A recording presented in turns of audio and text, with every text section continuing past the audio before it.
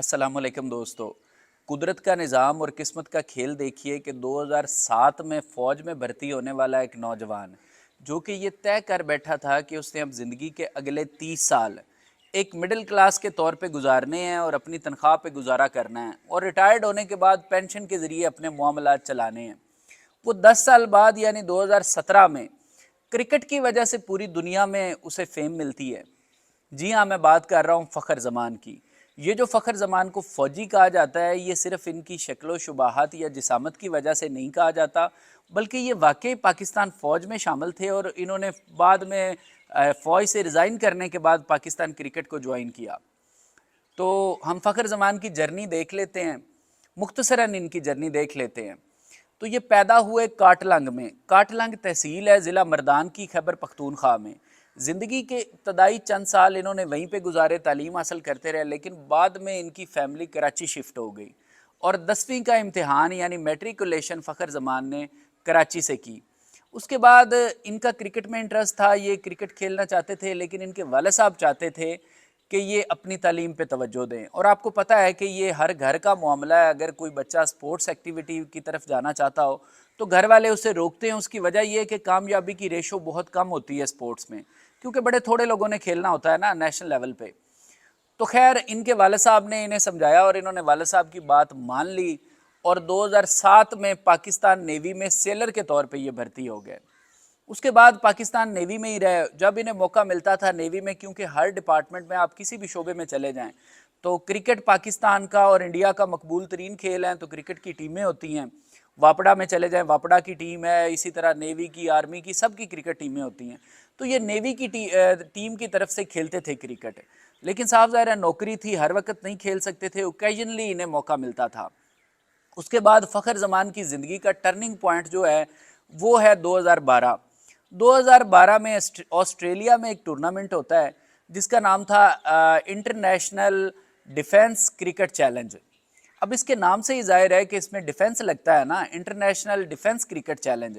तो ये इन्होंने टूर्नामेंट कराया जिसमें पूरी दुनिया में की जो फ़ौज की टीमें थी ना, उन्होंने शमूलियत इख्तियार की।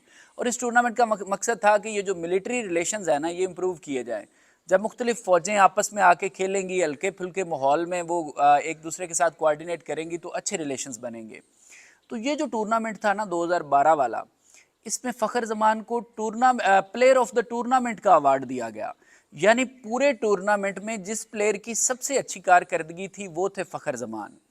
तो यहाँ पे फ़खर ज़मान ने ये ठान ली कि अब मैंने क्रिकेट खेलनी है 2012 के बाद। इसीलिए 2013 में ये तकरीबन अपनी ज़िंदगी के, आप देखिए 7 से 13, 6 साल पाकिस्तान की फ़ौज में गुजारने के बाद इन्होंने रिज़ाइन कर दिया फ़ौज से। एक इनके लिए बड़ा टफ डिसीजन था, लेकिन इन्होंने रिज़ाइन किया और उसके बाद इन्होंने क्रिकेट खेलनी शुरू कर दी। ये मुख्तलिफ क्लब्स की तरफ से और सूबों की तरफ से खेलते रहे डोमेस्टिक में। फ़खर ज़मान ने एबटाबाद फाल्कन्स की तरफ से क्रिकेट खेली, उसके बाद इन्होंने बलूचिस्तान की तरफ से क्रिकेट खेली, फिर उन्होंने केपी की तरफ से खेला, केपी यानी खैबर पख्तूनख्वा की तरफ से। और केपी की तरफ से खेलते हुए 2016 में एक टूर्नामेंट हुआ था पाकिस्तान कप।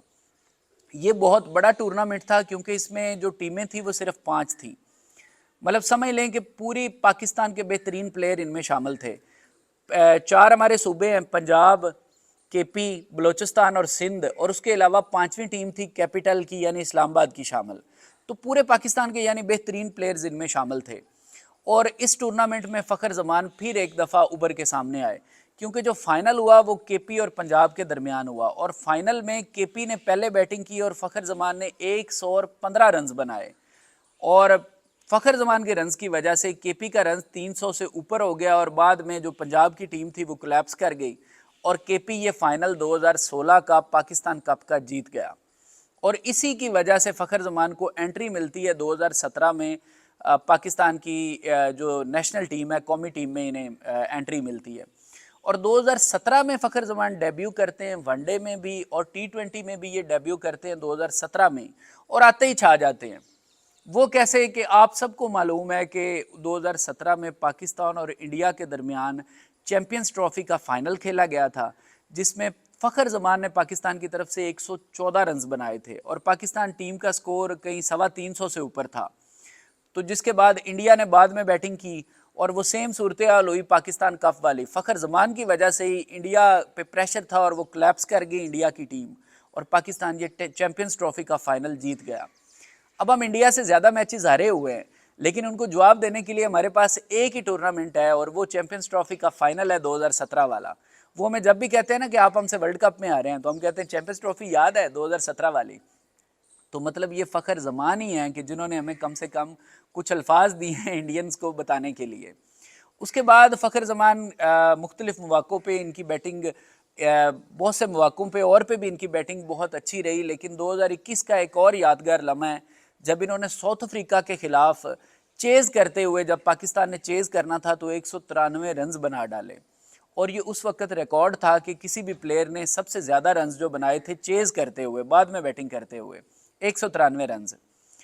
اور 2021 کے بعد اب یہ جو 2023 والا ہے، یہ دوبارہ سے اس نے چیمپئنز ٹرافی کی یاد دلوا دی ہے۔ یہ جو پرسوں والا میچ ہوا ہے کہ نیوزی لینڈ نے 401 رنز بنائے تھے، اور آپ کو پتہ ہے کہ فخر زمان نے 126 رنز کی دھواں اننگز کھیلی ہے، شاید بارش نہ ہوتی تو فخر زمان ڈبل سنچری بنا ڈالتے۔ آپ فخر زمان کی جرنی کو دیکھیے کہ کتنی آرگینک قسم کی ہے، مطلب کیسے وہ فوج میں چلے گئے تھے، لیکن پھر ان کی جو سکل تھی نا کرکٹنگ، وہ اتنی بہترین تھی کہ وہ انہیں دوبارہ کرکٹ کی طرف لے آئی۔